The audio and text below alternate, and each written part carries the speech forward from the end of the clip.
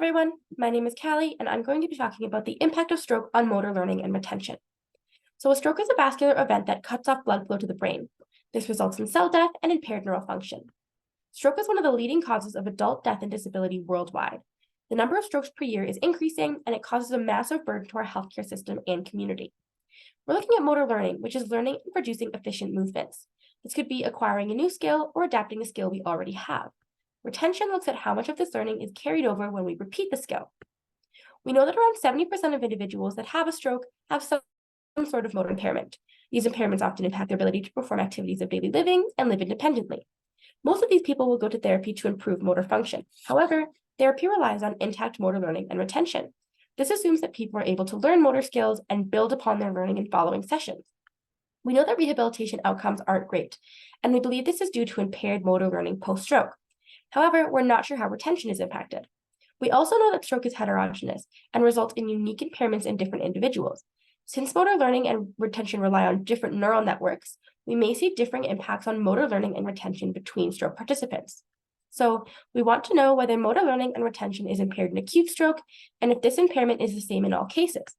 I believe the stroke participants in our study will have impaired motor learning and retention between sessions. I expect these impairments will vary within our stroke population and will see differing amounts and types of impairment. To answer this question, we had people do a reaching task in a can-arm exoskeleton. Participants sit in the robot and put their arms into troughs that support them against gravity. We then wheel them into a virtual reality system and align a cursor to their hand that allows them to interact with objects on the screen. They do a reaching task like this, moving the cursor from a start target to one of 3 end targets as they appear randomly. First, they do some baseline trials with the cursor aligned to the hand to measure normal movements. Without them knowing, we introduce a 30-degree inward rotation that breaks the relationship between the cursor and the hand. The cursor now moves inward as the hand moves forward. Participants rotate their movement outward to compensate for the rotation and bring the cursor straight to the target. Rotating their movements 30 degrees would be perfect adaptation. Then we have a washout period where the cursor realigns with the hand. The bottom figure shows the same task. This first shaded area is initial adaptation when they first are introduced to the rotation. The second one is final adaptation when they've had some time to adapt. For both sections, we'll be looking at initial reach direction, so the angle of their movements before any corrections are made. This will show us if they're adapting. The task is done on 2 days, time point 1, and around 24 hours later, time point 2. As of now, we've tested 50 healthy controls and 7 individuals with stroke. First, we'll take a look at our healthy controls to see what normal adaptation looks like. This is the average adaptation curve for all of our controls. Time point 1 is in red, time point 2 is in purple. We have baseline adaptation and washout, and these shaded bars are initial and final adaptation. We're looking at initial reach direction, so 30 is a perfect adaptation. In baseline, they reach straight. Once we turn on the rotation, we see a rapid change in reach direction as they correct for the errors they see. In final adaptation, they adapt to about 20 degrees. Next, we can look at our stroke adaptation curve. Again, we see a change in reach direction when they first encounter the rotation. In final adaptation, they get to about 15 degrees. They're not learning the task as well as controls, and they have to make a lot more corrections during their reach to get to the target. On the side here we have average performance for initial and final adaptation. We have both time points with stroke in green and blue and control in red and purple. Again, we see that stroke aren't learning the task as well, and controls are rotating their movements more. We can also look at retention in initial adaptation.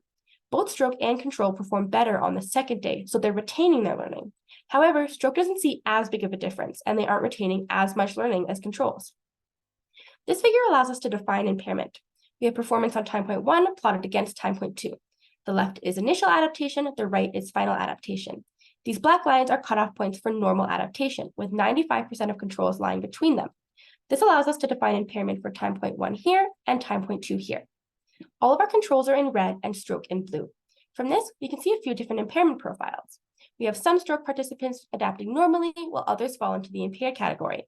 For those individuals, we see differing impairment across time points and adaptation. For example, if we look at the individuals shown as a blue star, they're not impaired in initial adaptation, but are in final. We also see a trend with our stroke participants not being impaired in time point 1, or being impaired in time point 1, but not time point 2. This shows that they may be learning slower than controls, but they are able to retain some learning, even if it's less. Overall, these preliminary results show that overall motor learning and retention is impaired after stroke, and we also see the amount and type of impairment is highly variable in stroke subjects. However, more data is needed to confirm these findings. Here are all my references, and finally, I want to thank my supervisors, lab mates, and collaborators and funding that helped me with this project.